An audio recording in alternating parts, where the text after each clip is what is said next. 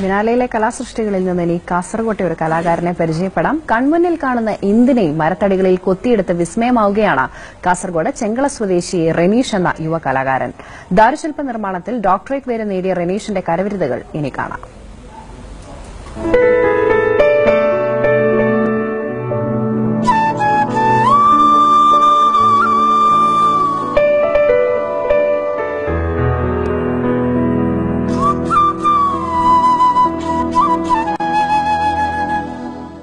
റെനീഷ് എന്ന യുവശില്പിയെ വേറിട്ട് നിർത്തുന്നത് ഇതാണ്.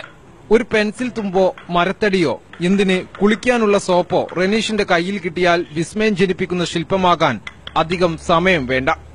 കാസർഗോഡ് ചെങ്കള അർലടുക്കം സ്വദേശിയായ റെനീഷ് പാരമ്പര്യമായി കിട്ടിയ ആശാരിപ്പണിയിൽ നിന്നും വഴിതിരിഞ്ഞാണ് ദാരുശില്പിയാകുന്നത്.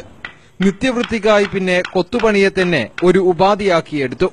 അങ്ങനെയാണ് കേരളത്തിനകത്തും പുറത്തുമുള്ള ആയിരക്കണക്കിന് ക്ഷേത്രങ്ങളിലും പള്ളികളിലും റെനീഷിന്റെ ശില്പങ്ങൾ നിറഞ്ഞു നിൽക്കുന്നത്. അച്ഛനും ഇവരെല്ലാം മരപ്പണി ചെയ്യുന്നതാണ്. ഞങ്ങൾ വിശ്വർമ്മ ഫാമിലിയിൽപ്പെട്ട ഇതാണ്.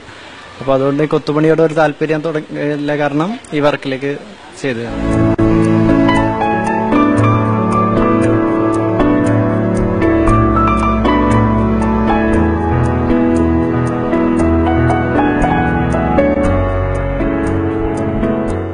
റെനീഷിന്റെ ഹോബിയാണിത്. കൊത്തുപണിയെല്ലാം കഴിഞ്ഞുള്ള വിശ്രമവേളകളിൽ സോപ്പ് കയ്യിൽ കിട്ടിയാൽ ഇതാ ഇങ്ങനെയിരിക്കും.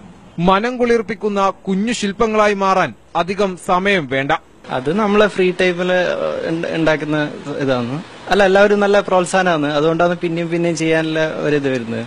ജീവിച്ചിരിക്കുന്നവരെ മരങ്ങളിൽ കൊത്തിയെടുക്കുന്നുവെന്നതാണ് മറ്റൊരു പ്രത്യേകത.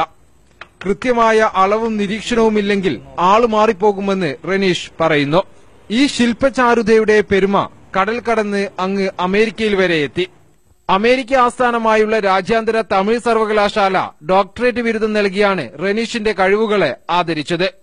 ദാരുശില്പ നിർമ്മാണത്തിലെ തനത് ശൈലിക്കായിരുന്നു ഈ അംഗീകാരം. ക്യാമറമാൻ കാജ ഹുസൈനോടൊപ്പം സമീർ പി മുഹമ്മദ്, മനോരമ ന്യൂസ്, കാസർഗോഡ്.